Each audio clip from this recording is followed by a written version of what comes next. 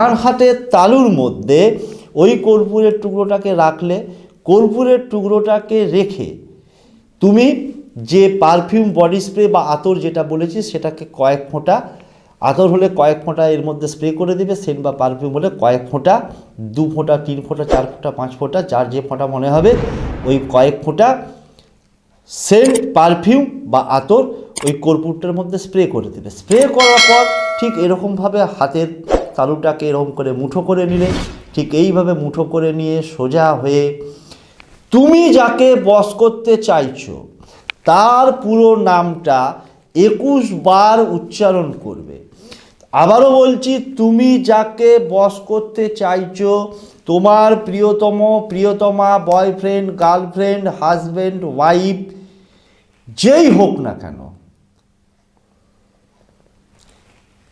তার পুরো নাম